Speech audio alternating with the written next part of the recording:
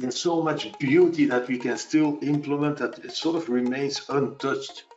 So there's so much more that we can do with those disruptive innovation, new things happening. I don't think it will take over the world, because humanizing the workplace for me means creating a more humane workplace.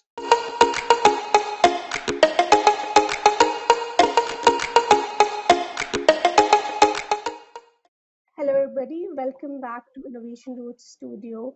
And I'm your host, Noopur, and very excited to have Gunther Verheyen with us with this interview, where we'll be talking about the future Scrum trends and maybe touching upon the past and the present of Scrum as well. Hi, Gunther. How are you? Thank you. I'm fine, Noopur. Thank you. And it's an honor to be on your show. So thank you very much for the invitation. Looking forward to our conversation.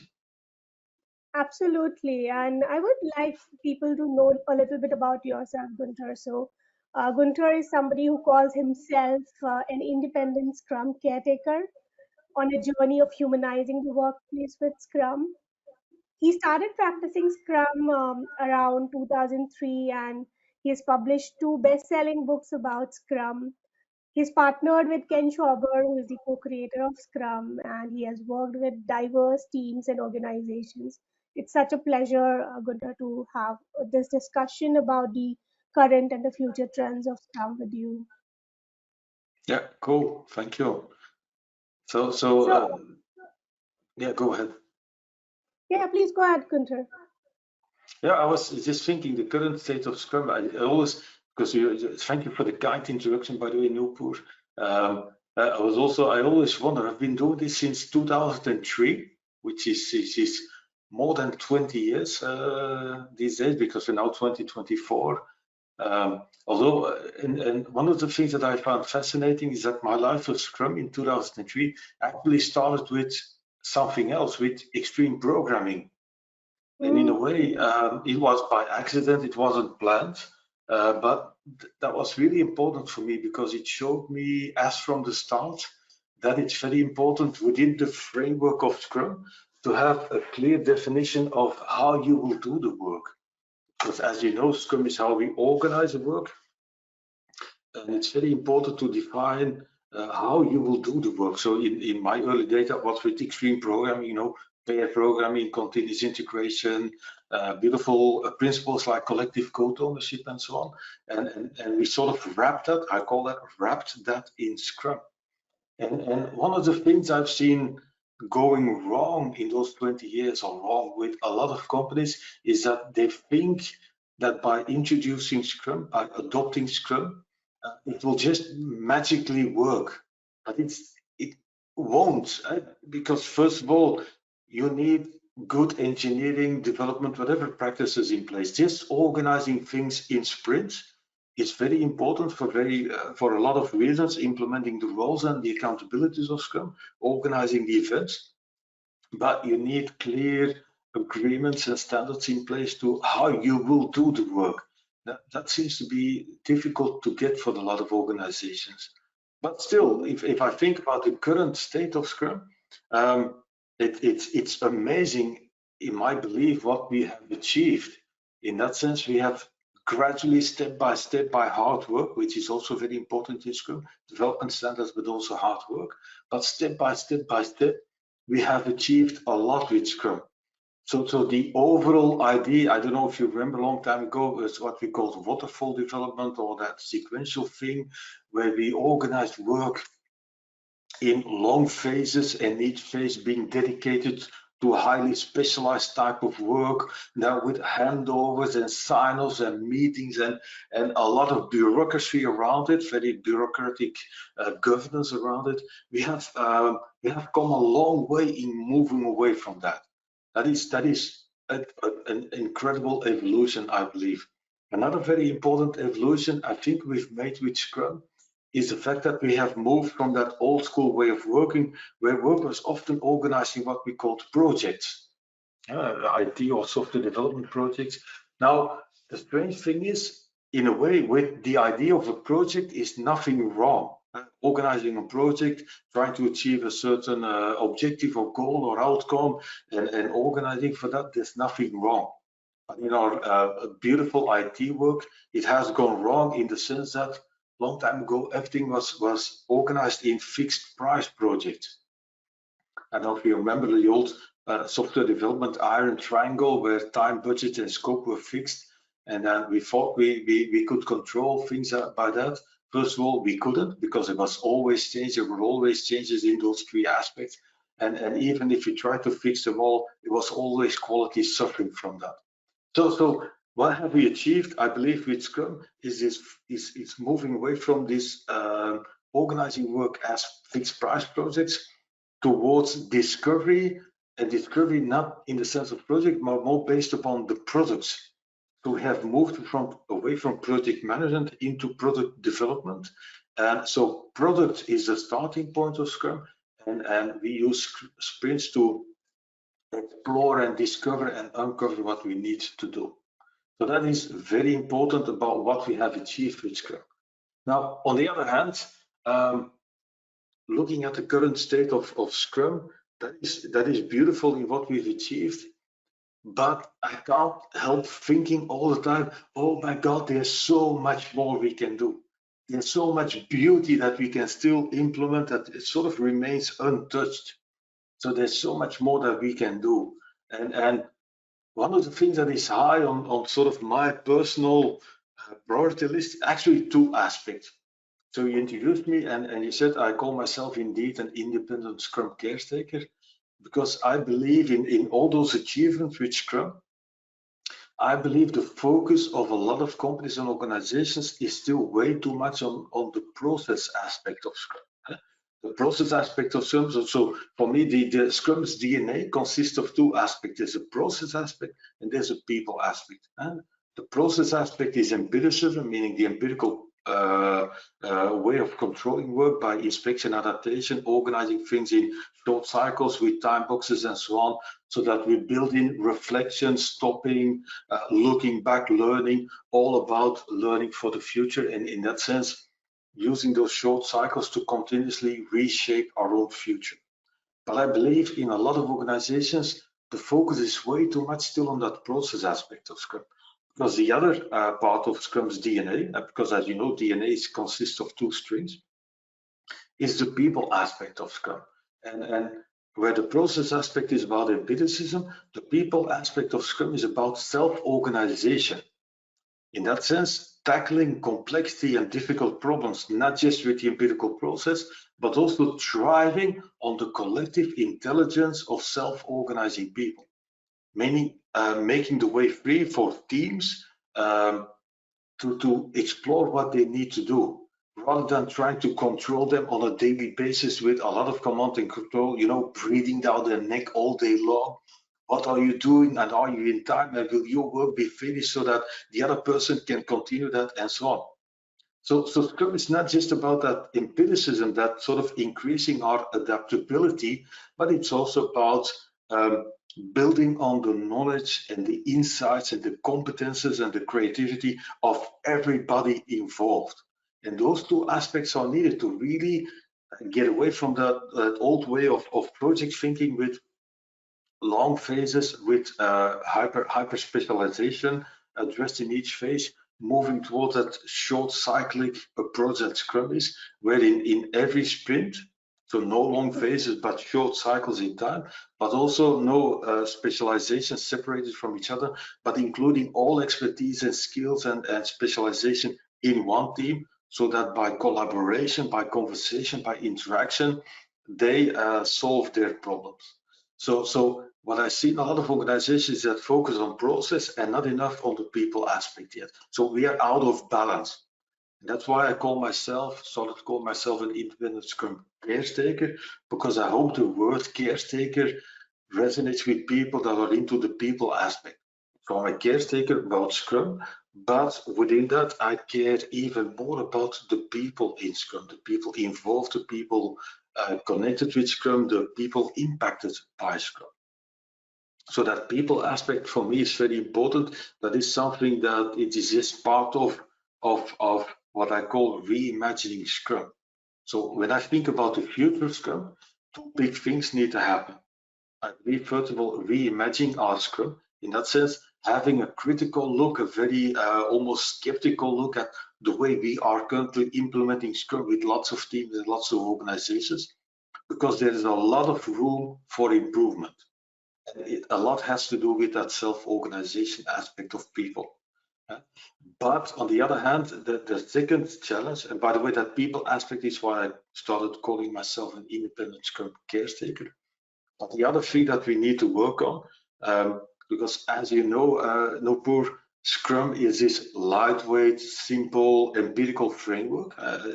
It's all about enabling people to get the most value, to derive value, generate value from tackling complex challenges. So this lightweight framework, that means Scrum has only a limited set of instructions. In that sense, Scrum has a limited set of instructions on how to best organize to tackle complex work and get value out of that work. Now, a lot of huge organizations, but even medium and sometimes small organizations, have a lot of governance and processes and procedures and meetings and bureaucracy in place that all was established during that, let's say, industrial phase, that mindset of waterfall development in Scrum. So when before Scrum actually, so when organizations used the waterfall process and based upon that industrial mindset to organize their work, it gave rise to a lot of bureaucracy and governance and controlling instances to control people, control the work, control the budget, and so on.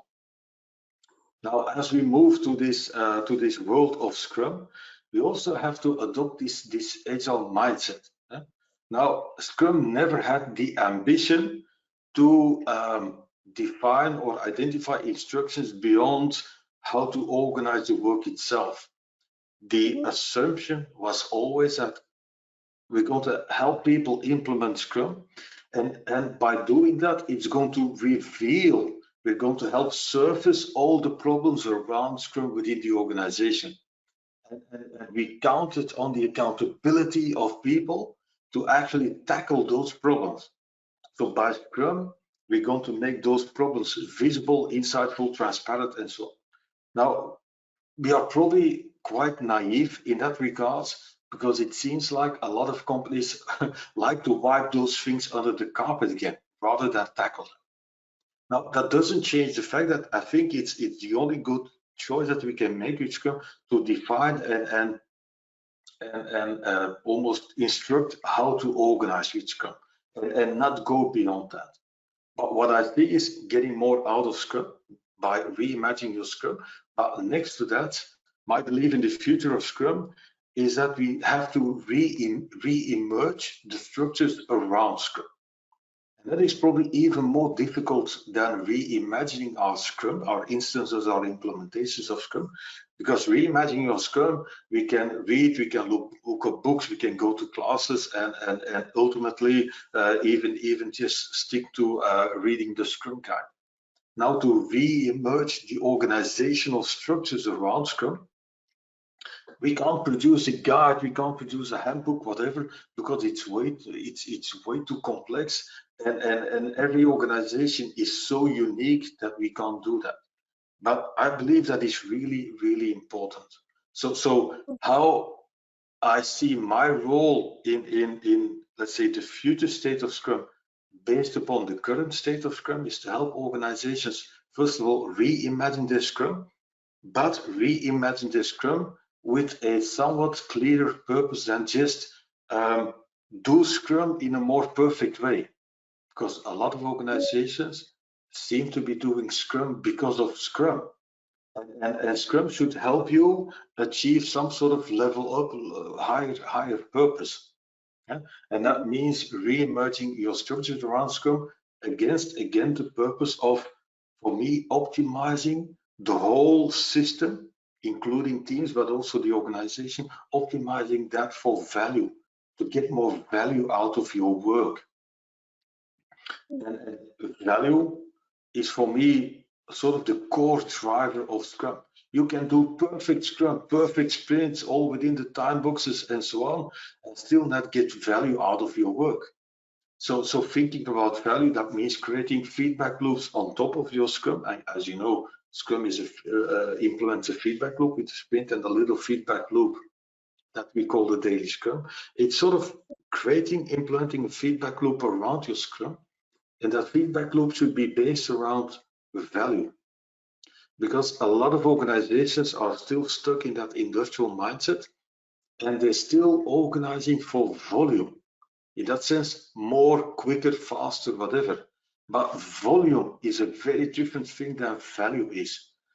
Volume invokes us to think in terms of utilization, being busy all day long, and considering still people as resources, pieces of machinery, pieces of a manufacturing production line, for instance. So what I see that we should, as practitioners, promote Scrum as a way, a tool of what I call to humanize the workplace, meaning really implement that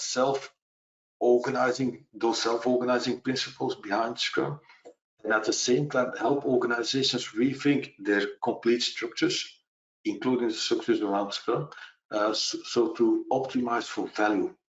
Because resources utilization, that's still that industrial thinking. So that is sort of my view on the current state of Scrum and how that should serve as a basis to shape the future state of Scrum. Absolutely. There's many valuable insights that you have shared, and the thought of reimagining, I think that is gonna help a lot to the future practitioners. Gunther, um, my worry and my concern is implementation of AI and automation in today's organization. So, how does this era of AI and automation impacts the efficacy of Scrum implementation, according to you? Yeah. Well, first of all, I'm not too scared or not too afraid of that for a couple of reasons, and the two main reasons are the following. So long time ago, with the industrialization of the world, machines coming up, I don't know, a long time, about 200 years ago, there was this huge industrialization happening with factories and machines and trains and steam trains and whatever. And then I think people by then had the same worry. How is this going to impact our life and so on? So and I think as mankind, in a way, we survived that, and we even started benefiting from that. So I think these are more like normal, regular human fears that we have with those disruptive innovation, new things happening. I don't think it will take over. It will take over the world, as machines have not taken over the world. Another fascinating, by the way, analogy that I'm thinking about is I want a little bit with the industrialization of the world. And there's been phases in humankind where I think people had the same idea, that people thought, oh, we're going to have more time available now because things will be automated and it will be more easy to do and so on. And we will have more spare time. That didn't really happen, I believe. We're still stuck quite some time at work. So I think again with AI, there might be this belief of, let's say, the more positive or the more optimistic view on AI might be that it will be liberating us from boring work and so on. I'm not too sure about that either. So I don't think it will take over the world. I'm not sure about the potential liberating effect either. And on the other hand, why it doesn't really scare me, because essentially in my world, so my background is completely in software development, IT software development, creating products and so on, applications and getting them out there.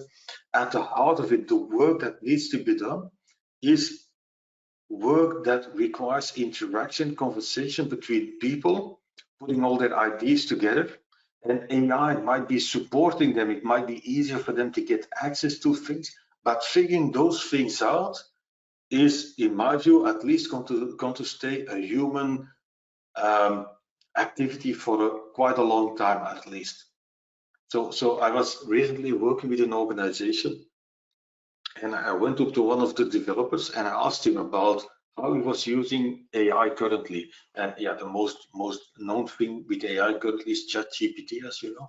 And he said, well, I use it to look it up. It's easy, it's fascinating, it brings me good stuff.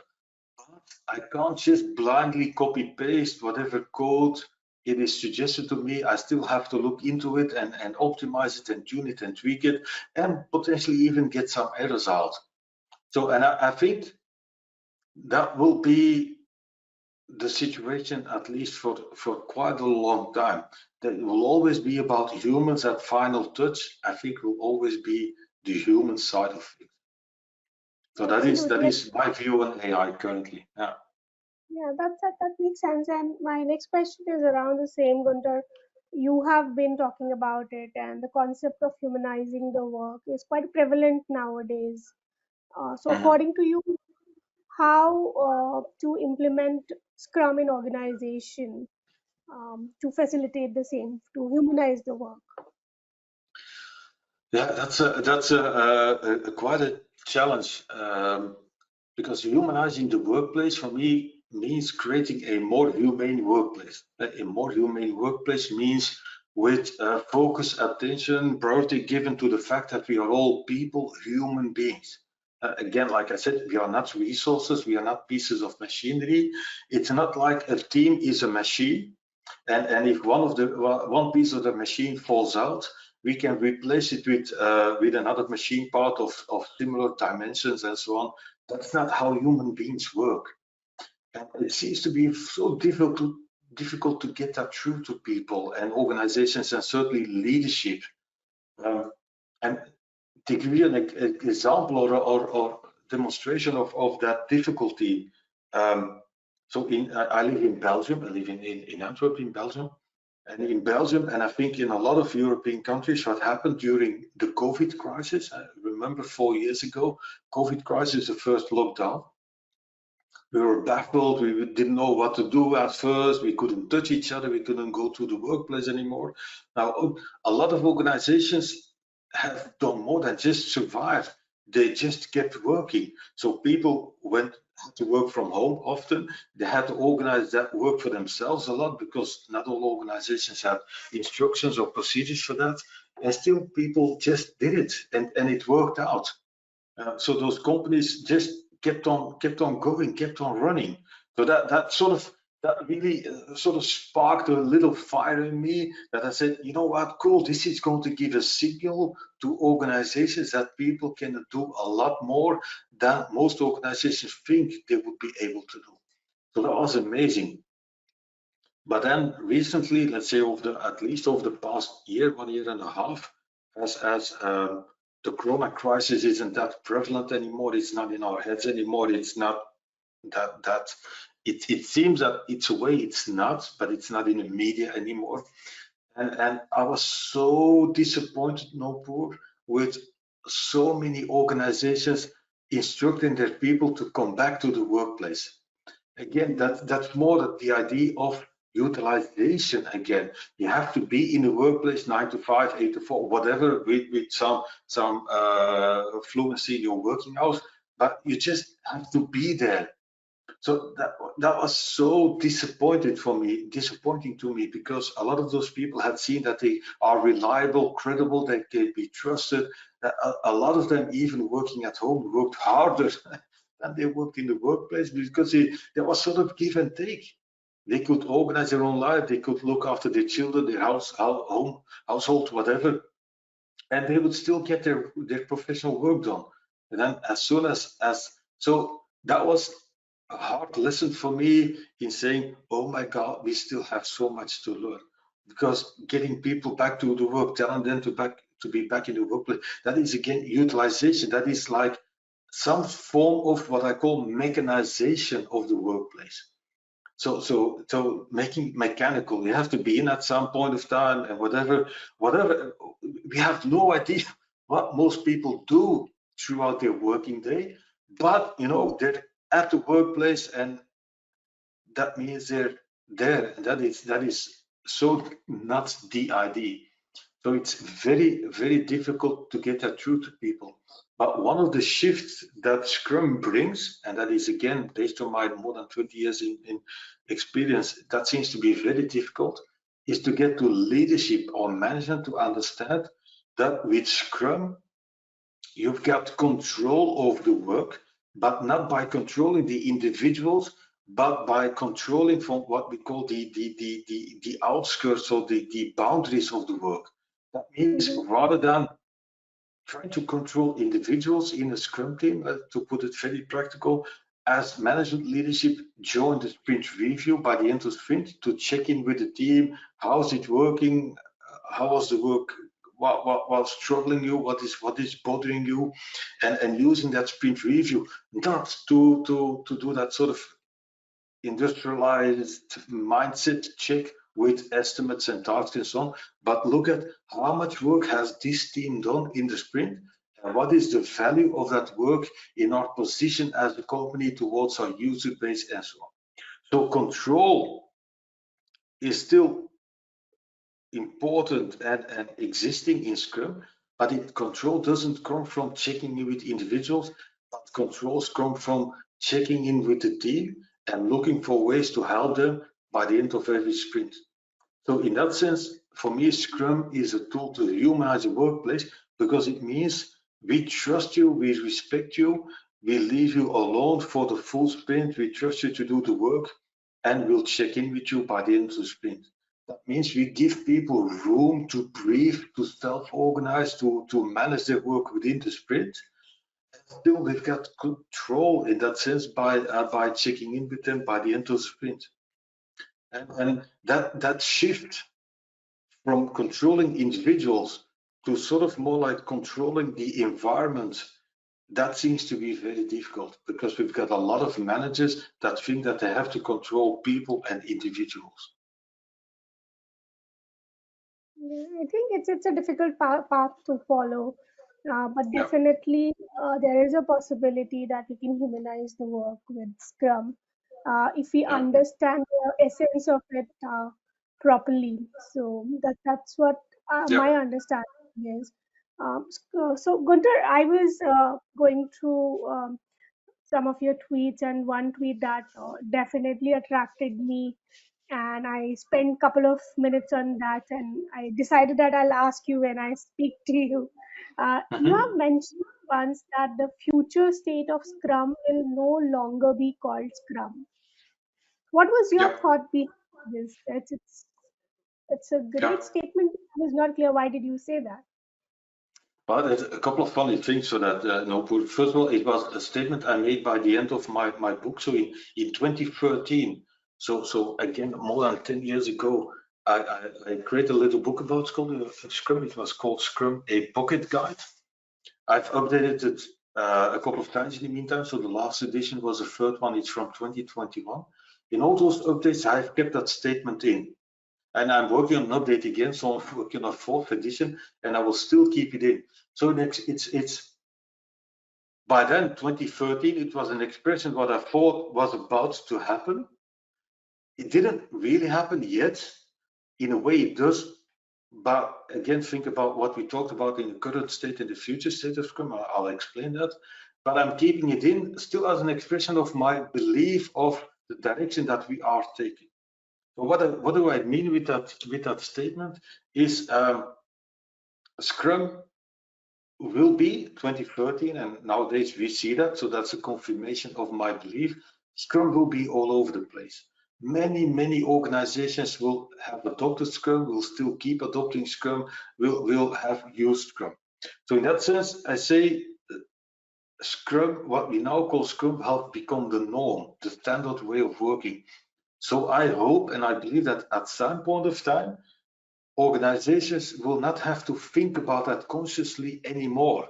Is this what is this? Is this Scrum, Sprint, all the terminology of Scrum? It will become sort of the standard terminology, the standard way of working. So that's in that way, what we call Scrum, what we have to identify as Scrum and bring out as Scrum, will have become normal. People will they will no longer need to know what is a Scrum team, what is a Scrum Master, what happens at sprint planning, what do you do during a daily Scrum, what is the goal of delivering usable, releasable increments of product and so on. That will all become the standard way of working by the huge adoption of Scrum. And I think we're still on the way to that, but we're not there yet, because what a lot of organizations, you could say in a way that Scrum has become the standard way of working. But then again, sort of this little geek and freak inside of me that says, yeah, but you know what? What a lot of companies call Scrum is not nearly what I would call Scrum, or not nearly what you could get out of Scrum.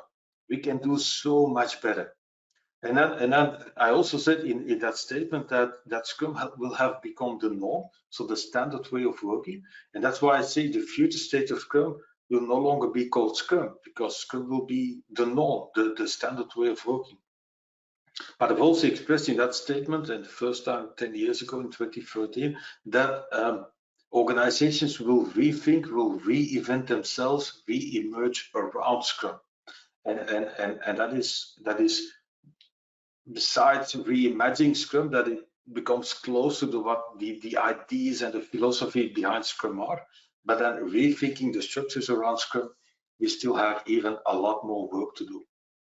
And it has also become a focal point for myself over the past couple of years, talking at events and setting up workshops of my own around this idea of reimagining Scrum, and also going towards that direction of helping people with at least guidelines around re-emerging the structures around Scrum.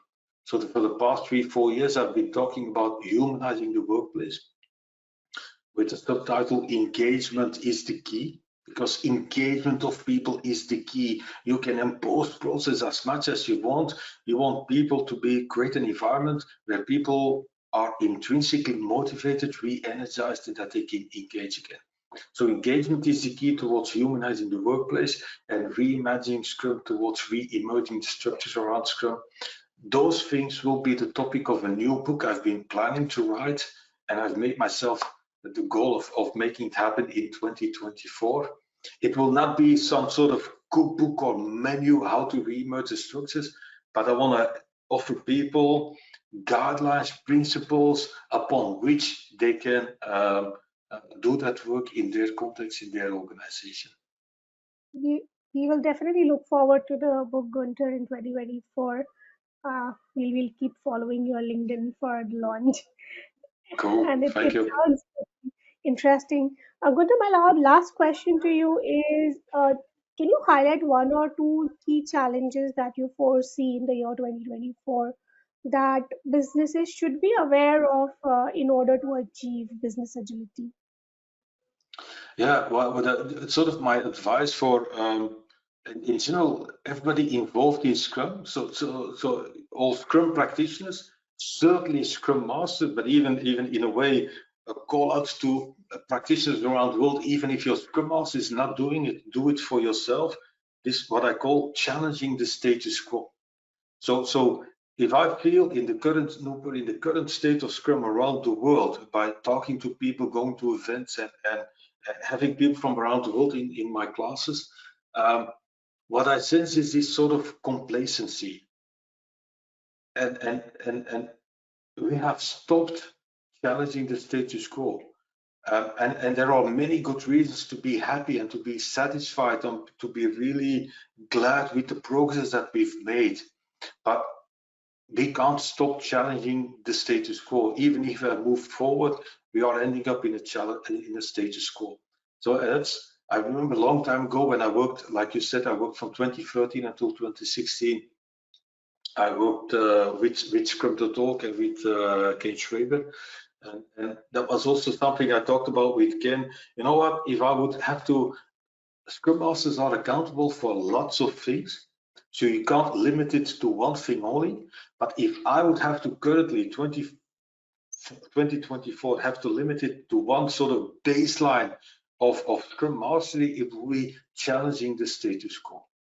Challenge the status quo, challenge the way Scrum is being implemented challenge the lack of attention to the people aspect of Scrum, challenge the existence and the value adding value of all those governance and procedures and processes around Scrum.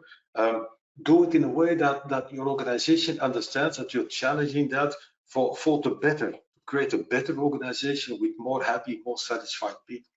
And again, that humanization of the workplace is so important because there's still trend lines around the world that are going in the wrong direction in terms of burnouts of people, depression, long-term illness, long-term absentees of people, turnover of people within organizations and between organizations. So there's a lot of unhappy people in our organizations. So by challenging the status quo, I believe we can humanize the workplace, create a better workplace for those people, and at the same time help our organizations optimize for value, optimize for the knowledge and the information society that we live in. And in that sense, optimize our organizations to better deal with AI. And we don't have to be that scared, so that they don't have to be that scared anymore of trends like evolutions and progress in terms of AI and other sort of, let's say, non-human intelligence. So challenging the status quo would be at the heart of it all. Yes, yes. Thank you, Gunther, for answering these questions. There were some amazing insights that you have shared. We are now moving to the next part of this interview, which will be a little lightweight for both of us to know you a little better. So, are you ready, Gunther, for the rapid fire round? Yeah, absolutely.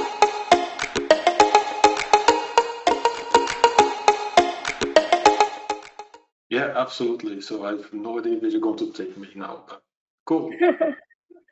All right. So, which is your favorite book? My favorite book,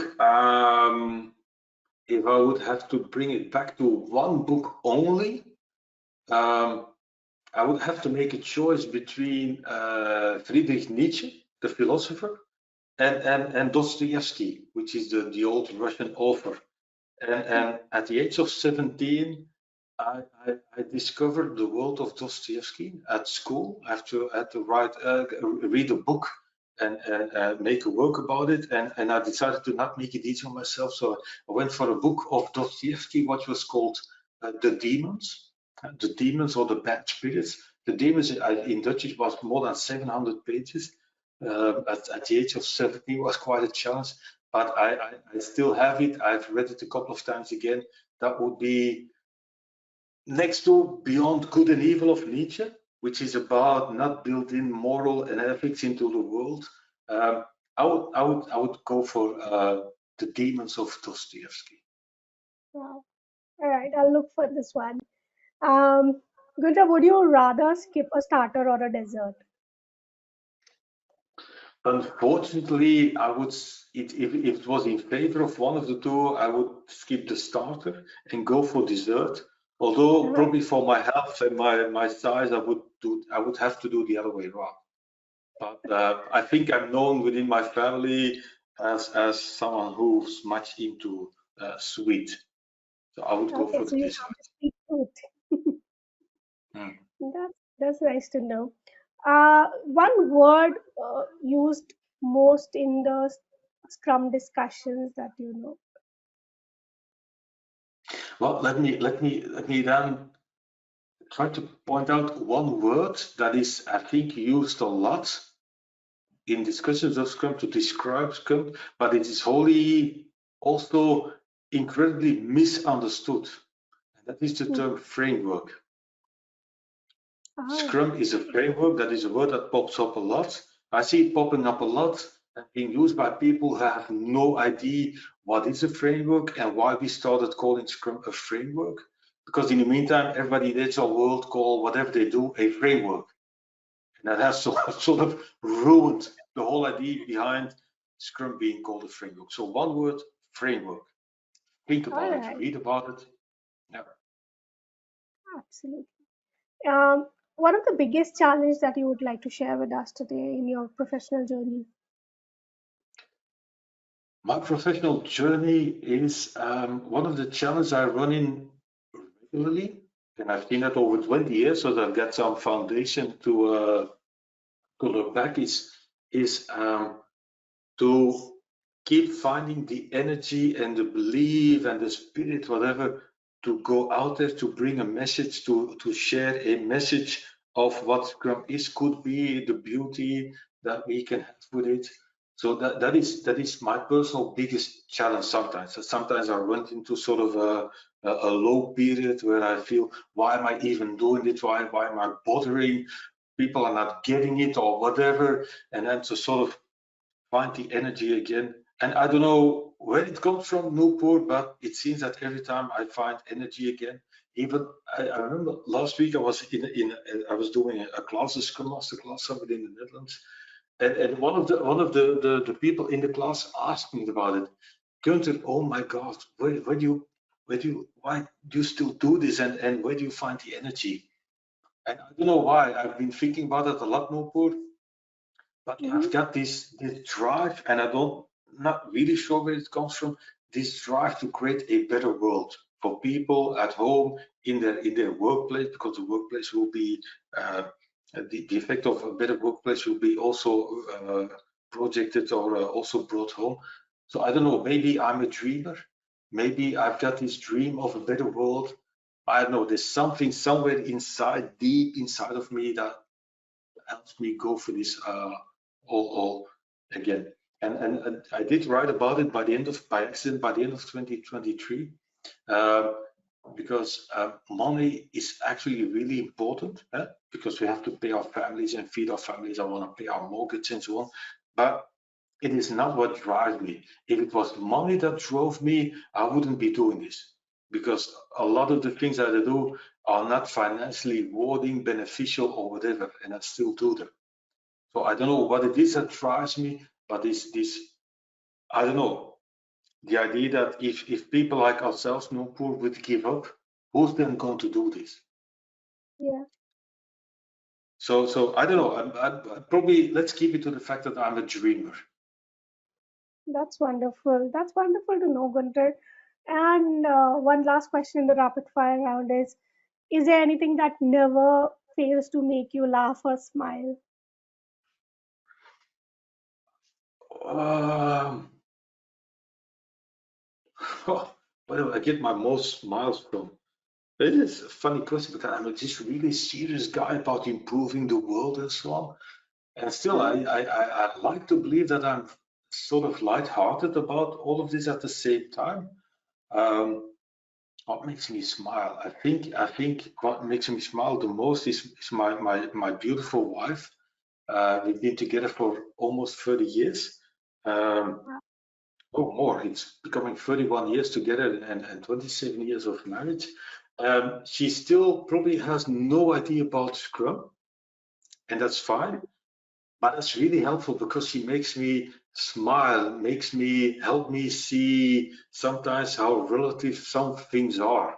So Yeah, she can come up with some sort of remark that totally takes off all the pressure that it makes me smile. Together with my kids, probably. yeah, My that's family. lovely. Yeah, that's lovely. I think um, you need some people around you whom you can talk to beyond our work, Yeah. and that's lovely to have somebody around. Yeah, that's also why I like that she has no idea about Scrum, because we can take these very different styles, bringing these really beautiful perspectives, also in helping me improve about my work. So it's sort of get me away from it sometimes, but also yeah, cool. And otherwise, you know what, I my life revolves around Scrum 24/7. It's good someone sometimes pulling you out of that. Absolutely. So, Gunter, we are coming to the end of this interview, and I would like you to conclude our today's discussion with an expert tip. And